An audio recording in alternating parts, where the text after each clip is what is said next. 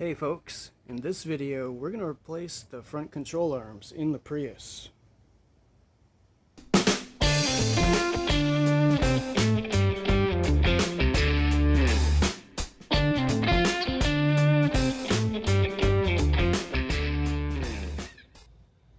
Lately the Prius has been making funny noises whenever I go over a bump or a speed bump or whatever, and I narrowed it down to the bushings at the back of the control arm.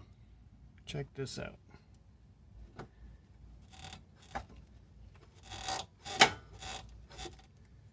So yeah, every time I hit a bump or go over a speed bump, it does this.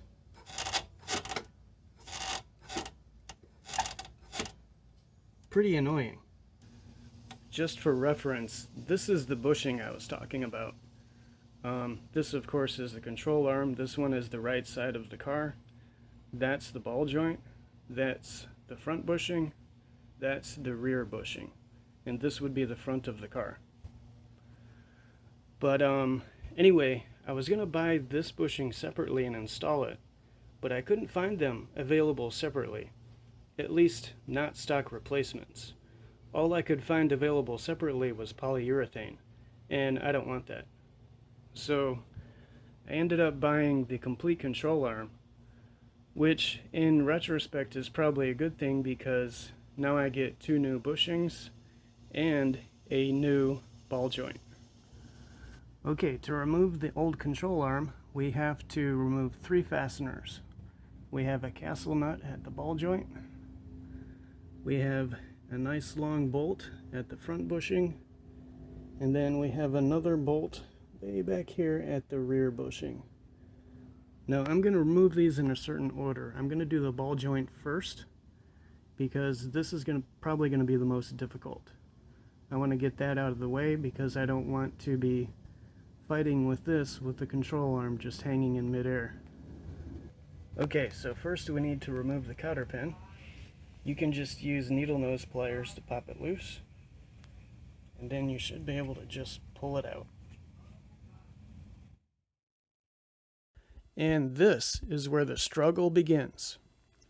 The nut on that ball joint really did not want to come off, but a wise man once told me, never let an inanimate object outsmart you. So I persevered.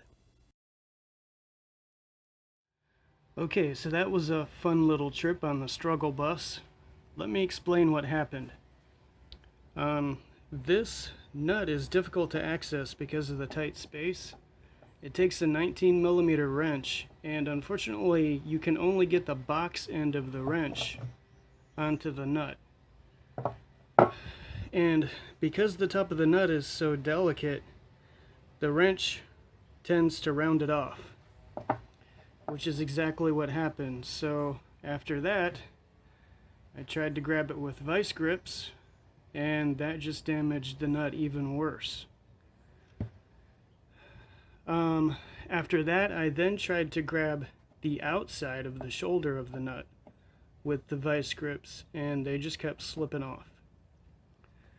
So finally, like you just saw in the video clip, I got a chisel, and I used the chisel to dig into the outer edge here and just try to push it like that.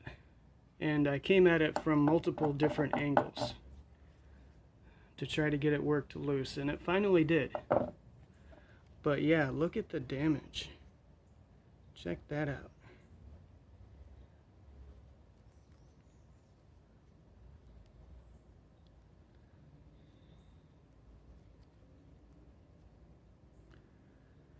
Anyway, I hope the other side is easier, because that was a huge pain in the butt. Okay, so we've removed one of the fasteners. There's only 2 to go. Actually, the next one is going to be the bolt on the front of the control arm. And this one is also going to be a bit of a hassle because there's an engine in the way. There's not enough room for that bolt to come out. So either the engine needs to move out of the way, or this needs to come down. One method I've seen people use is to loosen up the motor mount and jack the engine up from the bottom. If you do that, you'll have to gain access to the motor mount, obviously, which is down inside here.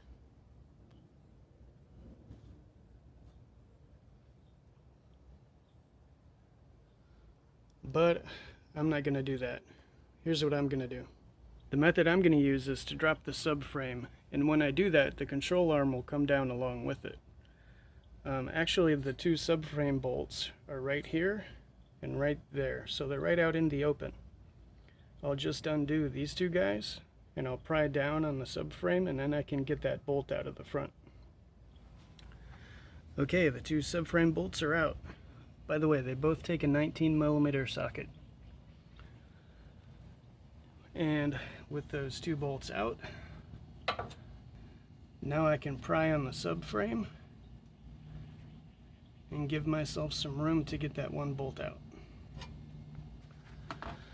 Okay, so to make enough clearance for that bolt, I decided to use a pickle fork and a couple shims.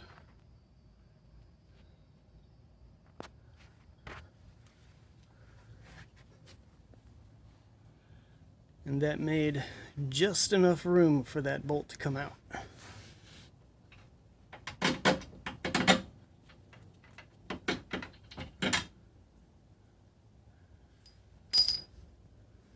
Now for the rear control arm bolt, I shouldn't have to do anything special.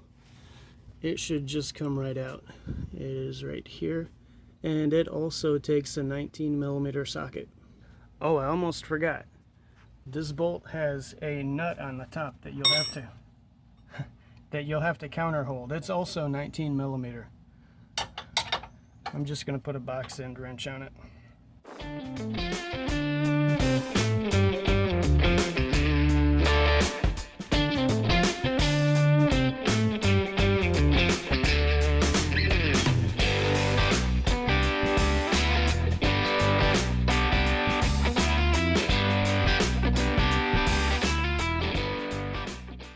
Okay, the control arms are out.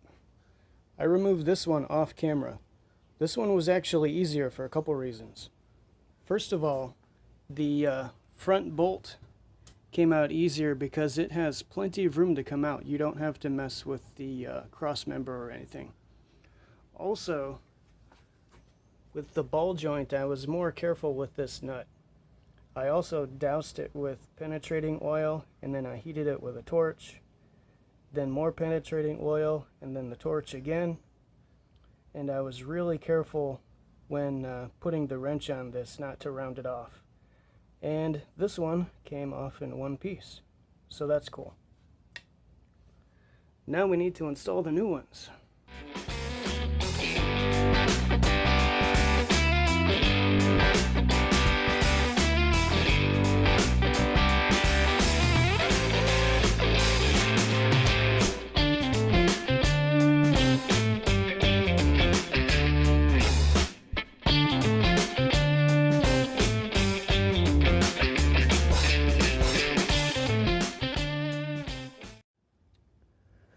Okay, so far so good. We have our front control arm bolt installed. We also have our castle nut for the ball joint installed. However, for the front control arm bolt, we can't do the final tightening on that bolt yet. The reason why is because if we tighten it now with the suspension hanging down, when the car goes back to normal ride height, that bushing is going to twist up inside, and that's going to damage the rubber. So we need to compress the suspension to the normal ride height before we do the final tightening on that. Also, the rear control arm bolt doesn't really want to go in right now because the control arm's at an angle, so that bushing is also at an angle. When we jack up the suspension, that bolt back there should also be able to go in because the bushing will be more vertical. Notice how the suspension only compresses so far, then the car starts to come up off the jack stand. At that point, the suspension is compressed enough for you to tighten that front control arm bolt. Okay, so to get the rear control arm bolt reinstalled, I had to insert a pry bar in between the control arm and the subframe and pry it over until the bolt lined up with the bolt hole up here. Now we can put the nut on top of that and do the final tightening. Okay, now we can do the final tightening on that front control arm bolt. We can also do the final tightening on the castle nut, and don't forget the safety clip.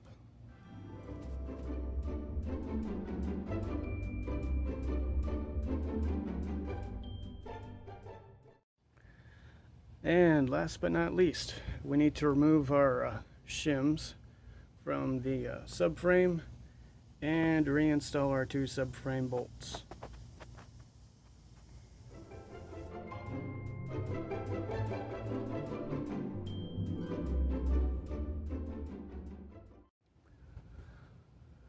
Alright, one control arm down, one to go.